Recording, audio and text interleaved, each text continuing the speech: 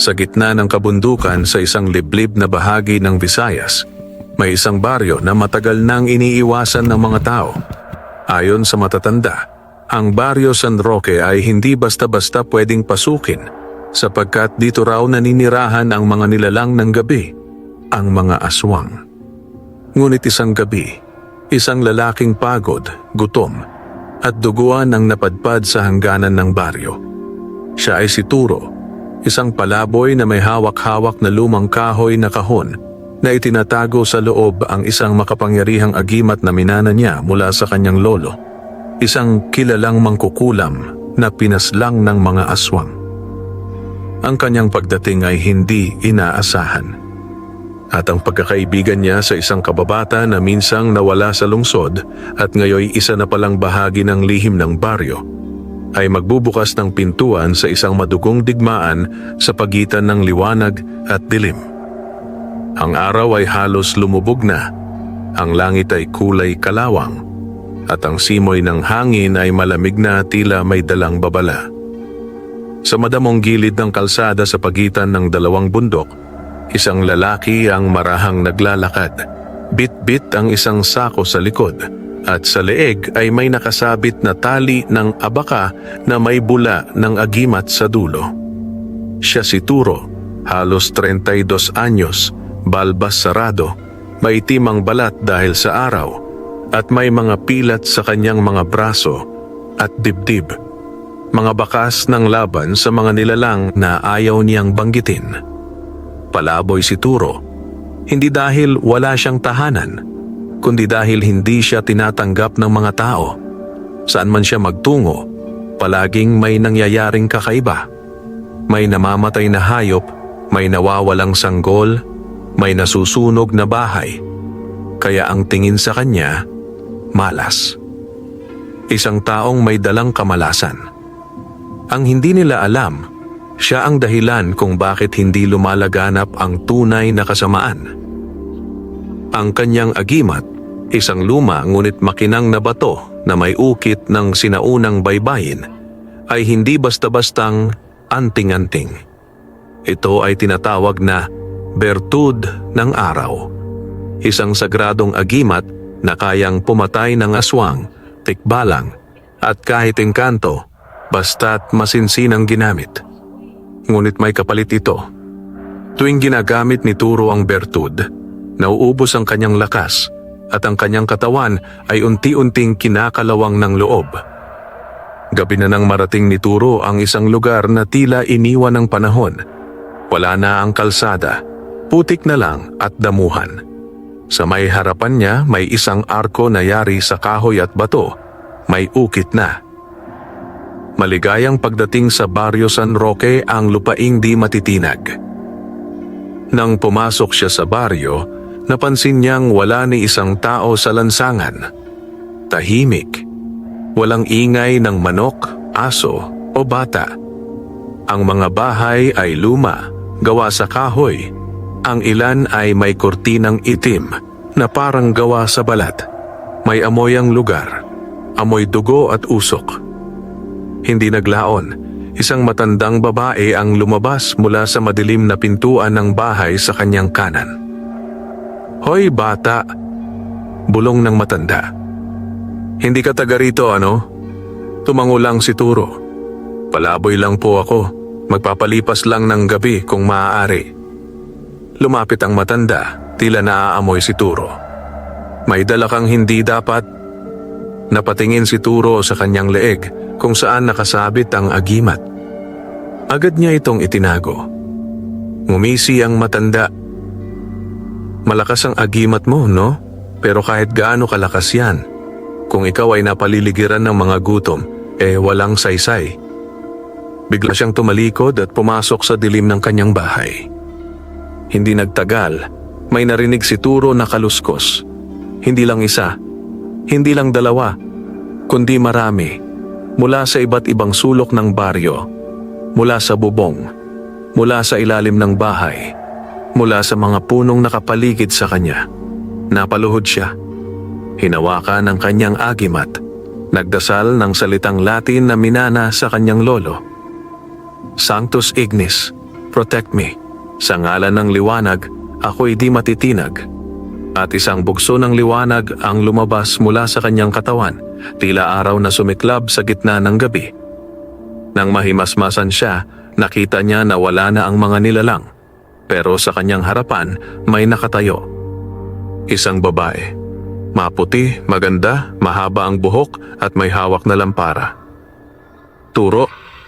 Napakunot ang noo niya. Sino ka? Ngumiti ang babae. Ako si Ami. Kababata mo, naalala mo pa ba ako? Namilog ang mata ni Turo. Ami? Bumalik sa alaala niya ang batang si Ami, ang kalaro niya noong sila'y nasa syudad pa, bago sila maghiwa-hiwalay sa gulo ng Maynila. Ngunit hindi niya alam kung anong ginagawa nito sa isang lugar na puno ng nilalang ng dilim. Ami, anong ginagawa mo rito? Alam mo ba kung anong klaseng lugar to? Tumahimik si Ami. Tumitig sa kanya.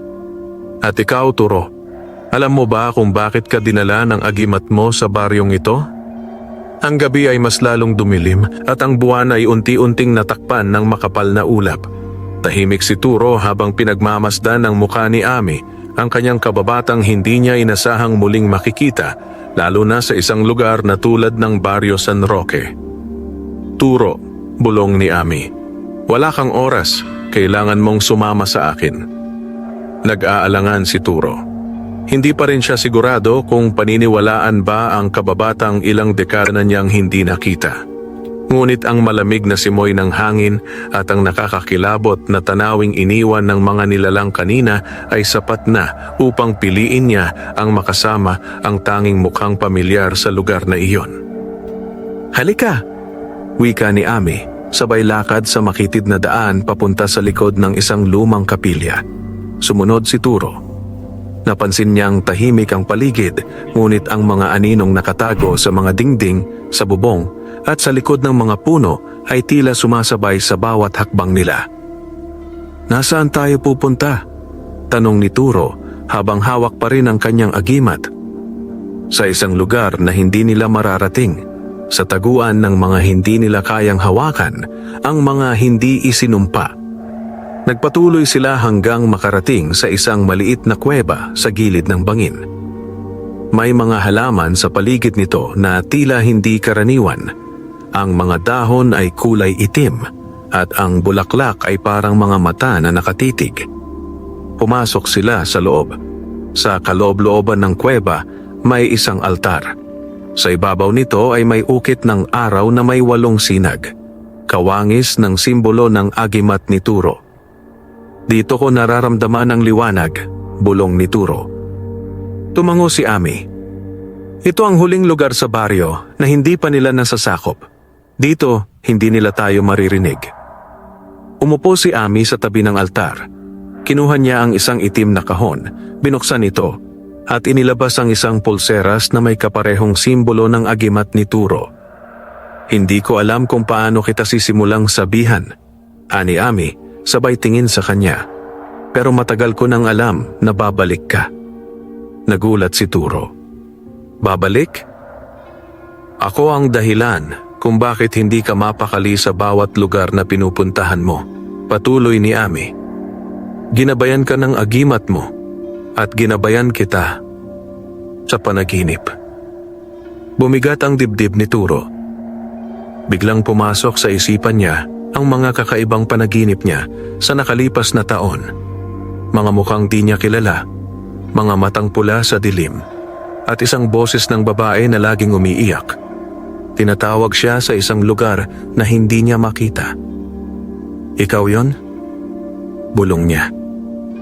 Tumango si Ami. Matagal na akong bihag ng baryong ito. Ako ang iisang hindi nila tuluyang nabaluktot. Isang babaeng itinuring nilang kapatid sa kadiliman. Pero nananatili pa rin ang liwanag sa loob ko. Napaisip si Turo. Ami, aswang ka ba? Hindi agad sumagot si Ami. Tumingala siya sa kisame ng kuweba. Hindi ako ganap na tao, pero hindi rin ako ganap na halimaw.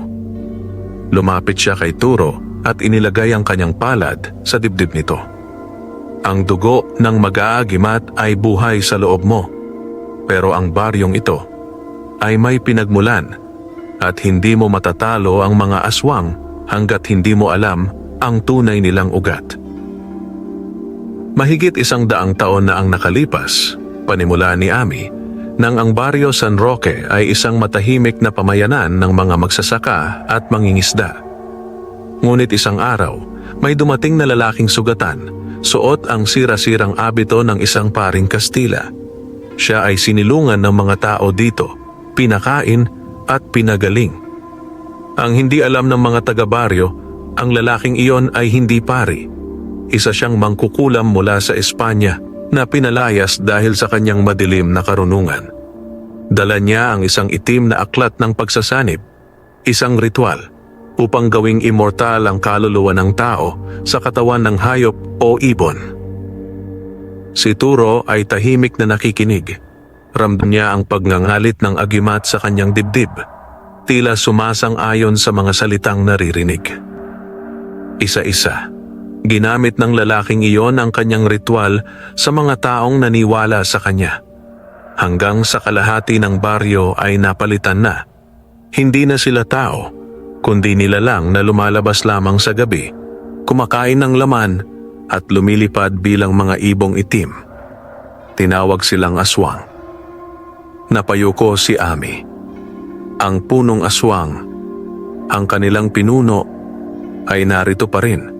At ako ay kanyang anak sa isang babae mula sa lungsod na pinatakas niya upang magdalang tao sa labas ng baryo. Ngunit bumalik ako. At ngayon, bihag niya ako sa sarili kong tahanan. Tumayo si Turo. Kung ganito kalalim ang sumpa sa lugar na to, paano natin sila titigpasin? Ngumiti si Ami. Nandito ka na at may dala kang bertud, ang agimat na ginawa upang puksain ang kanilang ugat. Hindi ito aksidente, ikaw ang napili. Lumapit si Turo sa altar at inilabas ang kanyang agimat. Umilaw ito nang hawakan ni Ami ang pulseras na may kaparehong marka. Sama ka sa akin, Ami, wika ni Turo. Hindi kita iiwan. Tumingin si Ami sa kanya at sa unang pagkakataon ay nakita ni Turo ang pagluha ng isang nilalang na hindi ganap na tao. Hindi mo ako kailangang iligtas, Turo. Bulong niya. Ang dapat mong iligtas ay ang sarili mo. Dahil kung sino ang pumapasok sa baryo San Roque, hindi na basta-basta makalabas. Ang lamig sa loob ng kuweba ay biglang naging matalim. Parang may sumisinghot ng hangin mula sa bawat sulok. At ang mga aninong kanina'y tahimik lang sa paligid ay tila gumapang palapit. Nakiramdam si Turo. Hindi na niya kailangang tanungin si Ami. Alam niya, paparating na sila. Alam nila kung nasaan tayo, bulong ni Ami habang pinipigil ang paghinga. Hinawakan ni Turo ang kanyang agimat. Ang bertud ng araw ay unti-unting umiinit. Hudyat na ang mga nilalang ng gabi ay naroroon na sa paligid. Handa ka na ba, Turo? Tanong ni Ami. Hindi sumagot si Turo. Sa halip ay lumapit sa altar at lumuhod. Mula sa kanyang sako ay kinuha niya ang isang maliit na bote ng itim na langis, ang langis ng itim na niyog na ipinampapahid sa katawan ng mga tagapangalaga ng agimat. Sa ngalan ng liwanag, sa turo ni Lolo Temyong, sa gabay ng araw patawanin ako ng liwanag, sambit niya habang pinapahid sa kanyang leeg, pulso at puso ang langis. Mula sa madilim na bungad ng kuweba, narinig nila ang tunog ng mga kuko sa bato. Krrk, krrk. Isang nilalang ang lumitaw. Hindi ito ordinaryong aswang. Ang kanyang katawan ay mahaba at tuyo na parang balat ng kahoy. Ang kanyang mga mata ay pula at ang bibig ay puno ng ngipin na parang sa pating. Mula sa kanyang likod ay may mga aninong gumagalaw. Parang mga pakpak na wala namang laman. Ikaw pala ang anak ng bertud, bulong nito sa tinig na parang baliw. At ang babaeng anak ng Supremo, kayong dalawa pala ang pagtatapos ng katahimikan ng aming kaharian. Suminghap si Ami. Si Liro, isa siya sa unang isinumpa. Biglang sumugod si Liro kay Turo, ngunit bago siya tuluyang makalapit, tinaas ni Turo ang agimat. Isang liwanag ang kumislap, parang bombang sumabog sa hangin. Tumilapon si Liro sa gilid ng kuweba, umungol sa sakit habang ang kanyang balat ay nagsisimulang mangitim at mabalat. Ngunit bago pa man makarecover si Turo, 3 pang nilalang ang sumulpot.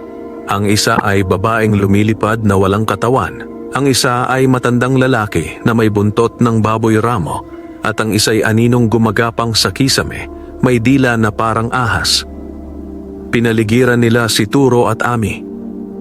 "Hindi sapat ang liwanag mo sa kanila," sigaw ni Ami. Hawak ang kanyang pulseras, lumapit siya kay Turo at pinagdikit ang kanilang mga agimat. Sa sandaling iyon, isang kakaibang pangyayari ang naganap. Ang 2 agimat ay biglang nagliwanag sa parehong tono ng bughaw at gintong dilaw. Umalingaw-ngaw ang isang alingaw-ngaw sa loob ng kuweba na parang boses ng daan-daang mga agimat na nagsasalita sa sinaunang wika. Isang liwanag, 2 puso, bertud na pinag-isa. Mula sa pagkakadikit ng mga agimat ay sumambulat ang isang bolang apoy, hindi mainit, kundi masakit sa mga nilalang ng dilim.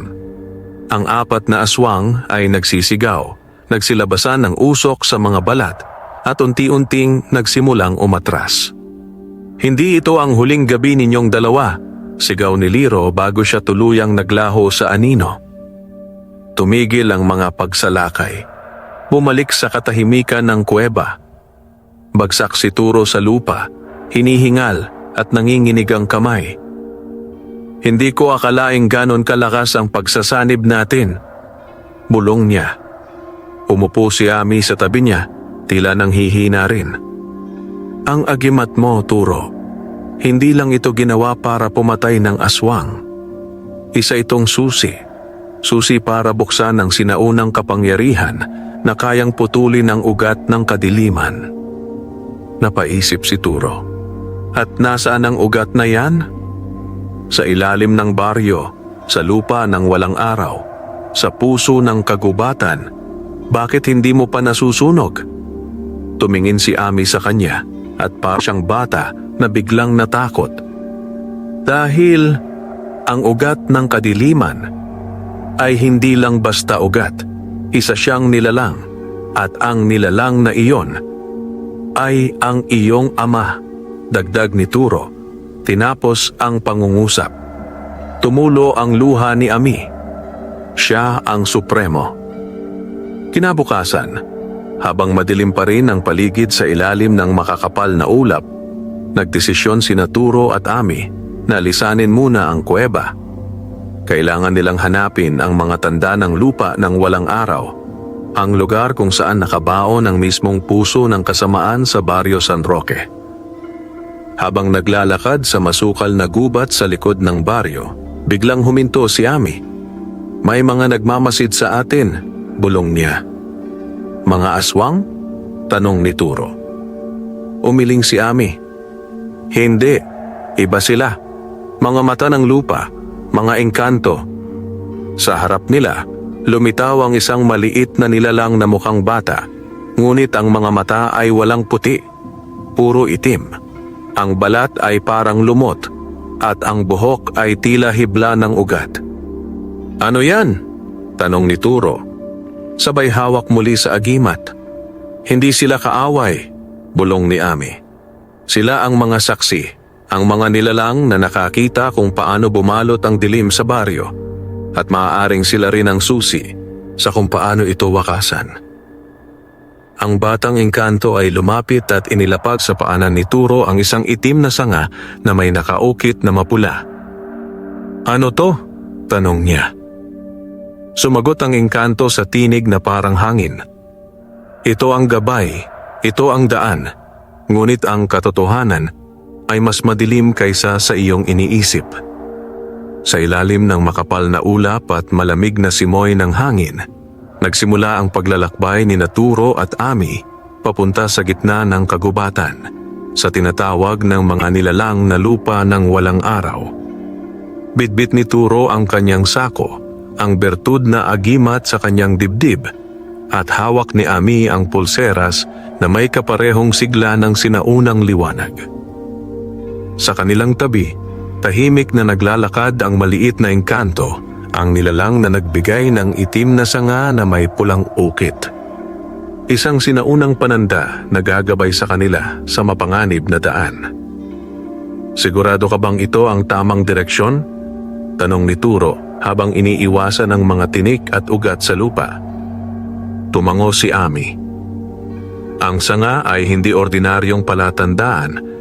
Isa itong bakas. Ginawa mula sa puso ng puno ng buhay, ginagamit ng mga engkanto para tukuyin ang mga lugar kung saan dumadaloy ang enerhiya ng kadiliman. Kung ganon, malapit na tayo sa pinanggagalingan ng sumpa, bulong ni Turo. Hindi pa sila nakakalayo nang biglang huminto ang engkanto sa gitna ng daan. Nakatingin ito sa isang malaking punong may itim na balat at baluktot na katawan. Parang patay pero buhay na buhay ang presensya ng kasamahan. Diyan natin kailangang dumaan, wika ni Ami, itinuro ang lagusan sa ilalim ng ugat ng puno. Pagkapasok nila, isang napakaitim na lugar ang kanilang nadaanan. Ang hangin ay mabigat at may amoy ng dugo at asupre. Ang mga halaman ay kulay abo at may mga mata sa gilid ng mga puno, mga matang hindi kumukurap. Pagkalampas sa ilang daang hakbang, lumuwag ang daan at umabot sila sa isang malawak na clearing sa gitna ng kagubatan. Sa gitna nito ay may malaking altar na bato at sa likod ay may nakatayong estatwa ng isang nilalang na kalahating hayop, kalahating tao. Ang mukha nito ay parang baboy, ang katawan ay parang baka, at ang mga kamay ay mahaba at may matutulis na kuko. Diyan sila nag-aalay, wika ng engkanto. Diyan isinusumpa ang mga bagong kasapi. Bago pa man sila makalapit, lumindol ang lupa. Mula sa likod ng altar ay lumabas ang isang dambuhalang nilalang. Isa itong halimaw na may balat na parang bato, buhok na parang anino, at mga mata na asul at apoy. Sa dibdib nito ay may itim na simbolo, ang tatak ng tagapangalaga ng kadiliman. Sino ang sumisira sa katahimikan ng lupaing ito? Umalingaw-ngaw ang tinig ng nilalang. Wala kaming balak manira, sagot ni Ami. Gusto lang naming dumaan. Ngunit ngumisi ang nilalang. Walang nakadadaan sa lupa ng walang araw, nang hindi dumadaan sa pagsubok. Bigla itong umatake. Lumundag sa ere na parang kalabaw na may pakpak. Umikot si Turo, humugot ng maliit na kutsilyong may ukit sa hawakan. Isang sibat ng liwanag ang lumabas mula rito. Tinamaan nito ang braso ng halimaw, ngunit tila wala lang, parang kinagat lang ng langgam. Kahit ang agimat mo ay hindi sapat para sa akin, bulong ng halimaw, sabay hampas ng kanyang malaking braso. Tumilapon si Turo. Turo! Sigaw ni Ami, at agad niyang inilabas ang pulseras niya. Itinaas niya ito, at isang bilog na liwanag ang bumalot sa katawan ng halimaw. Nagsisigaw ito sa sakit, nagsisiksik sa lupa, ngunit hindi pa rin tuluyang bumagsak. Tumayo si Turo, duguan ng labi, at nilapitan si Ami. Kailangan nating pag-isa ang agimat, bulong niya. Walang pag-aalinlangan, pinagdikit nilang muli ang agimat at pulseras. Bertud ng araw, ilahad ang apoy ng liwanag. Isang bugso ng dilaw na apoy ang lumabas mula sa kanilang kamay. Isang espadang gawa sa liwanag ang unti-unting lumitaw. Hinawakan ito ni Turo at sa isang iglap, tumakbo siya palapit sa halimaw. Tumalon siya at buong lakas na isinaksak ang espadang liwanag sa dibdib ng tagapagbantay. Sumigaw ang halimaw at mula sa kanyang sugat ay lumabas ang maitim na usok na may kasamang mga kaluluwang sumisigaw. Bumagsak ito sa lupa at nangisay hanggang sa tuluyang matunaw na parang alkitran. Pagkatapos ng labanan, Biglang lumitaw sa likod ng altar ang isang malaking itim na pinto na may ukit ng mata at araw sa itaas. Ang mga anino sa paligid ay biglang umurong. Ang engkanto ay lumapit sa kanila, dala ang sanga. Inyong ipinasa ang unang pagsubok, ngunit hindi pa tapos, sabi nito. Anong meron sa likod ng pintuang yan? Tanong ni Turo. Diyan nagsisimula ang tunay na lupa ng walang araw, sagot ni Ami. At sa loob, nandoon ang kanyang puso. Ang puso ng kadiliman? Bulong ni Turo. Hindi lang kadiliman, nandoon din ang nakaraan. At ang katotohanang ayaw mong marinig. Bago nila buksan ang pinto, umupo si Turo sa tabi ng altar at tiningnan ang kanyang mga kamay. Duguan, nanginginig, at may mga bakas na parang sinunog. Ami, sa bawat paggamit ko ng agimat, parang nababawasan ang buhay ko. Tumango si Ami. Dahil ang liwanag na yan ay hindi basta kapangyarihan, isa yang buhay, at bawat ilaw na ibinubuga mo ay kapalit ng sarili mong oras. Kung ganon, hanggang kailan ko kaya? Tanong ni Turo. Huwag kang mag-alala, sagot ni Ami. Hindi ka nag-iisa. Kung mamatay ka, mamamatay din ako. At kung mabubuhay ka, ililigtas mo ako. Nagkatitigan sila at sa mata ni Turo, nakita niya ang huling sinag ng liwanag na matagal nang nawala sa mundo. Pag-asa. Ang pinto ay itim na parang alkitran. Ang mga ukit nito ay umaalon na para bang buhay, at sa gitna ay may hugis mata na unti-unting dumidilat habang papalapit sina Turo at Ami. Huminga ng malalim si Turo. Hawak pa rin niya ang agimat, ngayon ay tila bahagyang may bitak, waring napupuno ng labis na enerhiya. Si Ami naman ay hawak-hawak ang kanyang pulseras, at sa bawat hakbang tila may bigat sa kanyang dibdib. Nandito na tayo, bulong ni Ami. Tumango si Turo. Buksan natin. Sabay nilang itinapat ang agimat at pulseras sa pinto. Umilaw ang ukit na araw at mata, at biglang gumalaw ang lupa. Ang itim na pinto ay bumulusok pa itaas, at isang malamig na ihip ng hangin ang sumalubong sa kanila. Hangin na amoy dugo, alabok, at kasaysayang matagal nang nakabaon. Sa likod ng pinto ay may hagdan pababa. Mababa ang kisame, at ang dingding ay parang laman loob ng isang nilalang, pula, basa, at gumagalaw. Parang tiyan ng halimaw, sabi ni Turo habang dinidiin ang agimat sa kanyang dibdib. Lumalim ang paglalakad nila. Habang bumababa, dahan-dahang nawawala ang liwanag mula sa mundo sa ibabaw. At pagdating nila sa ibaba, sinalubong sila ng isang mundo ng dilim. Isang lugar na walang araw, kung saan ang lupa ay parang uling, ang hangin ay mabigat, at ang mga puno ay patay na.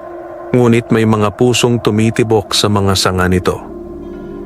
Sa gitna ng malawak na lupa ay may tila lawa na kulay itim, at sa gitna ng lawa ay may isang pugad, gawa sa mga buto at ugat, at mula rito ay umaalingaw-ngaw ang pag-iyak ng mga bata, babae, at matanda. Mga kaluluwang isinakripisyo sa ngalan ng kadiliman. Diyan sila nagkukuta, bulong ni Ami. Diyan naninirahan ng Supremo. Napahigpit ang hawak ni Turo sa kanyang agimat. Ito na ba ang dulo? Umiling si Ami. Ito pa lang ang simula. Lumapit sila sa gilid ng lawa. Sa ilalim ng maitim na tubig ay may mga aninong gumagalaw, mga nilalang na dating tao, ngunit isinumpa at kinain ng kasamaan ng baryo. Kung tatawid tayo riyan, kailangan nating harapin ang bantay, sabi ni Ami. Hindi pa ba sapat ang mga halimaw na nilabanan natin kanina?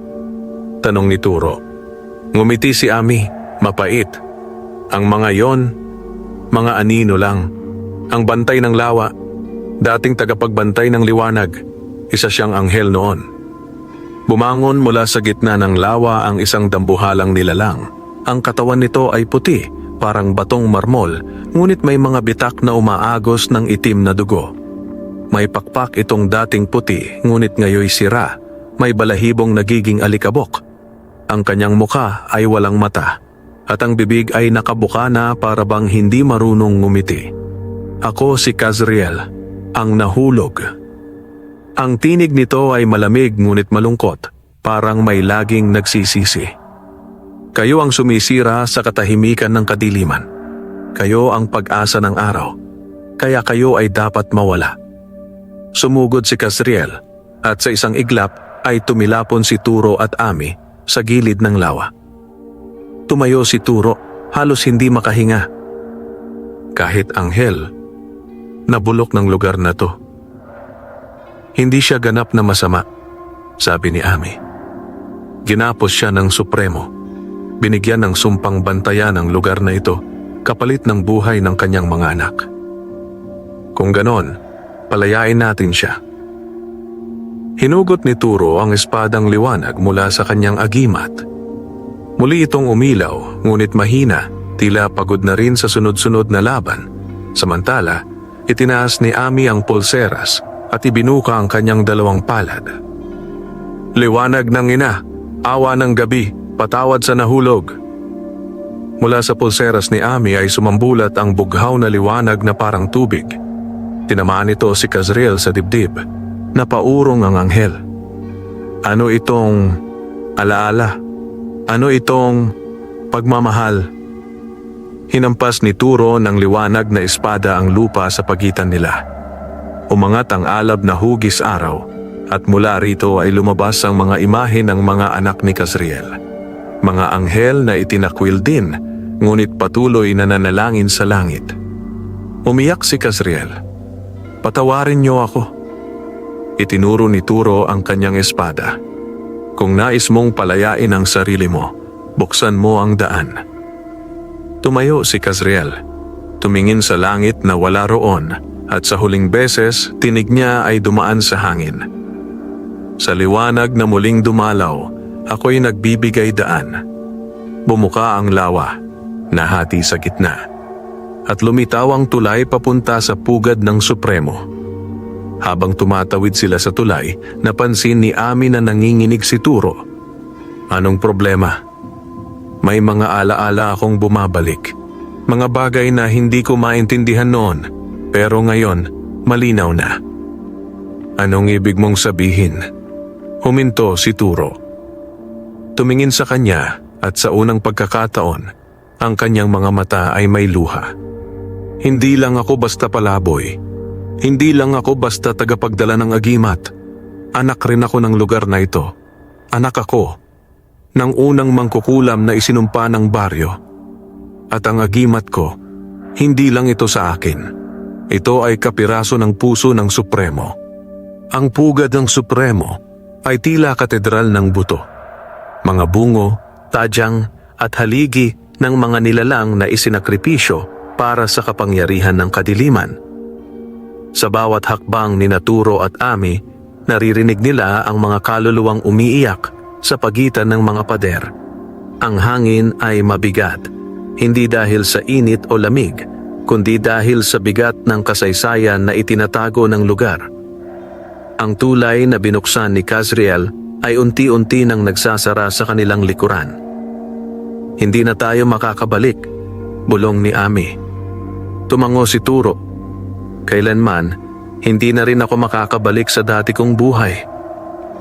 Sa gitna ng pugad ay may isang damba ng bato. Sa ibabaw nito ay may katawan, hindi gumagalaw, nakahiga, pero buhay. Ang balat nito ay tila abo, ngunit may ugat ng itim na apoy sa ilalim. May nakaukit sa kanyang noo, isang sinaunang baybayin na ang ibig sabihin ay walang kamatayan. Siya ang Supremo. Matagal ko na kayong hinihintay. Anang tinig na halos hindi galing sa boses, kundi direkta sa isipan ni Turo. Napalingon si Turo sa katawan sa altar. Ang mga mata nito ay unti-unting bumukas, pulang-pula, parang apoy ng impyerno. Ako nga pala, ang iyong lolo, Wika ng Supremo. Nagimbal si Turo. Anong sinabi mo? Tanong niya, nanginginig ang boses. Ako ang ama ng ama mo. Ako ang tunay na tagapaglikha ng agimat na bitbit mo. Ako ang nagtanim ng kapangyarihan sa puso mo bago ka pa man ipanganak. Naglaho ang lahat ng tunog. Ang mundo ay tila huminto. Tila inabot ng dilim ang mismong kalooban ni Turo. Si Ami ay napatigil. Hindi totoo yan. Siya ay anak ng liwanag. Isa siyang alagad ng araw. Ngumiti ang Supremo. At ang araw ay may anino. Sa bawat tanglaw may sinusunog. Ako ang aninong hindi nyo maitatanggi. Tumayo ang Supremo mula sa altar. Ang kanyang katawan ay unti-unting bumuo ng anyong tao, matangkad, makisig, ngunit malamig na parang bangkay. Ikaw, Turo, ay bunga ng aking pagsubok. Ikaw ang kambal ng liwanag. Isinilang upang tanggapin ang kapangyarihang hindi mo nauunawaan. At ang agimat na suot mo ay kalahati lamang ng kabuuan. Ang isa pang kalahati ay nasa puso ko. Sumama ka sa akin, Apo, ani Supremo. Pagsamahin natin ang kapangyarihan. Sa ating pagsasanib, mawawala ang kahinaan ng sangkatauhan. Wala ng kamatayan, wala ng gutom, wala ng liwanag at dilim, tanging kapangyarihan. Tumingin si Turo kay Ami. At siya, anong gagawin mo sa anak mong isinumpa mong huwag lumaban? Isusumpa kong muli hanggang sa hindi na siya makabangon. Nagningning ang agimat ni Turo. Nanginginig ito, tila natatakot o tumututol. Ngunit sa halip na umatras, hinawakan ito ni Turo at itinapat sa kanyang dibdib. Kung ang kalahati ng agimat ay galing sa iyo, kung ganon, ang kapangyarihan ko ay may dugo mong marumi. Pero tandaan mo, Supremo, hindi ko pinili ito. Ngunit ako ang pipili kung paano ko ito gagamitin. Lumipad sa hangin si Supremo at sa isang iglap ay bumaliktad ang lupa. Ang buong pugad ay gumalaw. Mula sa mga dingding ay lumabas ang daan-daang nilalang, mga aswang, gabunan, tiktik, sigbin at mga espiritong itinakwil. Hinawakan ni Turo ang espadang liwanag at itinapat ni Ami ang kanyang pulseras sa lupa. Sa ngalan ng mga kaluluwang kinitil, sa mga batang kinain ng gabi, sa mga di na makakauwi, lalaban kami, sigaw ni Ami. Sumiklab ang liwanag mula sa espadang hawak ni Turo. Sa unang suntok ng Supremo, sumalubong ang sinag ng araw mula sa agimat. Tumalsik ang mga aswang sa hangin na tunaw sa apoy ng liwanag. Ngunit sa bawat isa nilang mapatay, 3 ang sumisulpot. Turo, kailangan nating tapusin ito sa ugat, sigaw ni Ami. Ang puso niya, nandyan ang tunay na sumpa. Paano natin makukuha? Sa pamamagitan ng pagtanggap, sagot ng tinig ni Supremo habang nilulunod sila sa alon ng dilim. Yakapin mo ang dugong nasa loob mo, Apo. Kapag ginawa mo yan, ikaw na ang magiging Supremo. Hindi, sigaw ni Turo.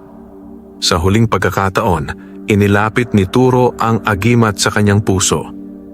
Ramdam niyang masusunog siya, mapupunit ang kanyang kaluluwa. Ngunit hindi na siya makakabalik. Alam niyang ito lang ang paraan. Tumayo siya kahit nangangatog. Ami, kung ano man ang mangyari, saluhin mo ang liwanag. Anong ibig mong sabihin? Hindi lahat ng tagapagmana ng kadiliman ay dapat mamuhay sa dilim. Itinaas ni Turo ang agimat. Kinuha niya ang pulseras ni Ami. Pinagdikit niya ang mga ito. At biglang, sumabog ang liwanag. Sumabog ang liwanag sa gitna ng pugad. Isang pagputok na walang tunog, ngunit umalingaw-ngaw sa mismong kaluluwa ng bawat nilalang sa paligid. Tumigil sa paggalaw ang lahat. Ang mga aswang, ang mga aninong gumagapang sa dingding, ang mga multong umiiyak sa himpapawid, Lahat ay tila natulala sa isang liwanag na matagal na nilang kinalimutan. Sa gitna ng pugad, nakaluhod si Turo. Nakadikit sa kanyang dibdib ang pinagsanib na agimat at pulseras na ngayon ay naging isang hiyas ng araw. Isang bilog na bato na may ukit ng araw at mata, at ang sinag nito ay abot hanggang kalangitan. Si Ami ay nasa likod niya, umiiyak. "Turo, anong ginawa mo?" Hindi agad sumagot si Turo. Nakapikit siya, pawisan at duguan ang kanyang labi. Ngunit may ngiti sa kanyang mukha. "Pinili ko ang liwanag." Biglang yumanig ang buong pugad. Mula sa mga bitak ng lupa ay lumabas ang puting apoy. Hindi naglalagablab, ngunit sumusunog sa lahat ng hindi tunay. Ang mga nilalang ng dilim ay nagsisigaw, isa-isang naglalaho na parang abo. Ang Supremo, sa gitna ng kaguluhan, ay lumuhod. Ang kanyang balat ay nabibitak, ang kanyang mga mata ay natutunaw sa liwanag. "Hindi mo dapat ginising ang liwanag na yan," sigaw niya. "Ako ang ugat, ako ang huling haligi ng lahi namin." Lumapit si Turo sa kanya. Hawak ang hiyas ng araw. Ang apoy ay nakapalibot sa kanya, ngunit hindi siya nasusunog. Ang kanyang katawan ay parang basag na palayok. May mga bitak, may mga sugat, ngunit ang loob niya ay puno ng liwanag. "Hindi ka na makakatakas, Supremo," anya. "Ang lahi mong isinumpa ay babalik na sa alabok." Ang katawan ng Supremo ay pumutok, at mula sa kanyang dibdib ay lumabas ang itim na puso. Isang napakalaking bukol ng dugo at ugat na tumitibok. Pinalibutan ito ng usok na may mga mukhang umiiyak, at sa bawat tibok ay may naririnig na mga bulong ng tukso, galit at pagkasuklam. Lumapit si Turo. Itinaas niya ang hiyas ng araw. Umilaw ito ng kulay ginto, at sa isang iglap ay sinagasa ng liwanag ang itim na puso. Nagsisigaw ang Supremo, naglaho sa isang huling pag-iyak. "Kahit ako'y mawala, ang dugo ko'y nasayo pa rin." Sumabog ang puso sa alon ng liwanag. Natunaw ang pugad. Tumigil ang lupa sa panginginig. Pagkatapos ng liwanag, bumalik ang katahimikan. Nahulog sa lupa si Turo. Wala nang lakas, wala nang agimat, wala nang hininga. Nakahandusay siya, nakangiti, pero hindi na gumagalaw. "Turo!" sigaw ni Ami. Nilapitan niya ito, niyakap at hinalikan sa noo. "Ginawa mo ang hindi ko kayang gawin. Pinasan mo ang kasalanan ng ating mga ama at binayaran mo gamit ang sarili mong buhay." Pagkalipas ng ilang oras, lumabas si Ami mula sa gumuhong kuweba. Sa wakas, ang langit sa Barrio San Roque ay nakita muli. Ang unang liwanag ng araw, matapos ang daang taon, ay muling sumilip. Ang mga aninong nagtatago sa likod ng punong kahoy ay naglaho na. Ang mga tao sa baryo, na para bang nananaginip lamang, ay nagsimulang gumising sa di maipaliwanag na ginhawa. Si Ami, duguan, sugatan, ngunit buhay, ay lumakad sa gitna ng kalsada, bitbit ang hiyas ng araw, ang natitirang alaala ni Turo. Kinagabihan, habang nakaupo sa itaas ng burol, tinitigan ni Ami ang hiyas. Sa loob nito ay may maliit na liwanag na tila patuloy na lumilipad, isang kaluluwang hindi pa handang lumisan. Hanggat may mga nilalang na pipili ng liwanag sa gitna ng dilim, hindi kailanman magwawagi ang kadiliman. Isinara niya ang palad sa hiyas, tumayo, at nagsimulang maglakad papalayo. Hindi na siya ang batang takot sa gabi. Siya na ngayon ang tagapagdala ng araw. Isang buwan na ang lumipas mula nang bumagsak ang pugad ng Supremo. Ang Barrio San Roque ay tahimik na muli. Ngunit hindi ito katahimikang tulad ng dati. Ito'y katahimikan matapos ang isang bagyong dumurog sa lahat ng kasinungalingan, isang kapayapaang may halong paggunita. Nasa burol si Ami, nakasuot ng itim at may puting tela sa noo, palatandaan ng pagluluksa. Bitbit pa rin niya ang hiyas ng araw ang huling piraso ng liwanag na naiwan ni Turo, ang lalaking minsang palaboy lamang, ngunit sa huli naging tagapagligtas ng bayan. Bagamat nawala na ang Supremo, hindi pa ganap na ligtas ang San Roque. Isang gabi, habang umuulan, may mga bakas ng hayop sa putik na hindi kayang ipaliwanag. Sa likod ng mga lumang kubo, may mga aninong minsang masdan ng mga bata. Mahaba ang dila, matulis ang kuko, at isang matandang lalaki sa baryo ang nakita kinabukasan na wala ng atay sa kanyang tiyan. Bukas ang dibdib at ang kanyang mga matay puno ng takot. Muling bumalik ang bulong-bulungan. Hindi pa tapos ang lahi ng dilim. May natitirang alagad ang Supremo. Isang gabi, pinanaginipan ni Ami ang dating pugad. Ngunit sa halip na wasak at sunog, ito'y muli na namang buo. Sa gitna ay may nilalang na hindi maaninag, ngunit may mata itong tulad ng kay Turo. Mapagmatiyag, puno ng liwanag, ngunit may itinatagong lungkot. Bantayan mo ang baryo, anang tinig sa panaginip. Hindi mo pa kilala ang lahat ng halimaw. Pagkagising niya, tila may pumukaw sa kanyang puso. Isang pakiramdam na may huling misyon pa siyang kailangang tapusin. Sa tulong ng hiyas ng araw, naglakad si Ami papunta sa mga parte ng baryo na noon ay bawal pasukin. Sa isang lumang balon sa gitna ng gubat, naramdaman niya ang kakaibang presensya. Hindi tulad ng dati, hindi kagyat na kasamaan, kundi isang pagtatago. Sa kanyang pagtapat sa balon, biglang lumitaw ang isang nilalang. Payat, nakabalot sa itim, ngunit may anyong bata. "Ikaw na ba ang bagong tagapagdala?" tanong nito. Seryoso si Ami. Kung ang tinutukoy mo ay ang hiyas, oo. "Hindi lang yan ang dala mo," wika ng nilalang. "Dala mo ang alaala niya, dala mo ang liwanag, pero dala mo rin ang natitirang dugo ng kadiliman." Dito niya nalaman ang totoo. Ang hiyas ng araw ay hindi lamang simbolo ng kapangyarihan. Ito ay sisidlan ng kaluluwa ni Turo, at habang dala niya ito, unti-unting isinasalin sa kanya ang kapangyarihan ng agimat.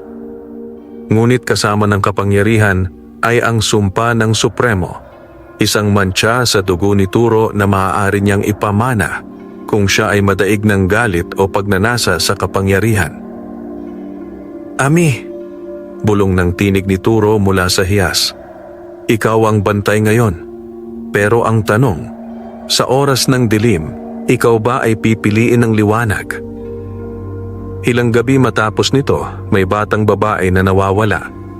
Sa kanyang paghahanap, natagpuan ni Ami ang isang matandang babae sa isang kuweba. Nakakadena, nanlilisik ang mata at kumakain ng basang laman. "Matagal na akong nakakadena rito," anang babae. "Hindi ako alagad ng Supremo. Isa ako sa mga nilalang na hindi pumili ng kadiliman, pero isinumpa pa rin ng tao." "Tunay kang aswang?" tanong ni Ami. "Hindi lahat ng aswang ay kasamaan. May mga nilalang na pinanganak sa dilim, pero nagtangkang mabuhay sa liwanag." Napaisip si Ami. Dahil naalala niya si Turo, naalala niya ang kanyang ama, naalala niya ang sarili niyang mga kasalanan. Sa dulo, pinalaya niya ang matanda. "Kung totoo kang hindi mapanganib, patunayan mong kaya mong mabuhay sa gitna ng tao. Kung hindi, ikaw na mismo ang magbalik sa kadiliman." Naglakad ang matanda, yumuko, at naglaho sa gubat. Lumipas ang panahon. Si Ami ay hindi nakilala sa baryo bilang anak ng Supremo. Siya na ngayon ang bantay ng San Roque, ang tagapag-ingat ng hiyas ng araw, ang bantay sa pagitan ng liwanag at dilim. Sa kanyang tahanan sa burol ay may isang maliit na altar na bato. Sa ibabaw nito ay ang hiyas, nakasabit sa pulang sinulid. At sa gabi, minsan ay may bata, o binata, o matanda na lalapit at magtatanong, "Totoo po ba ang alamat ng palaboy na may malakas na agimat?" Ngumingiti si Ami. "Oo. At ang alamat niya ay hindi pa tapos, dahil ang bawat isa sa atin ay may bahagi ng liwanag sa ating dibdib, Kailangan lang natin piliin. Wakas.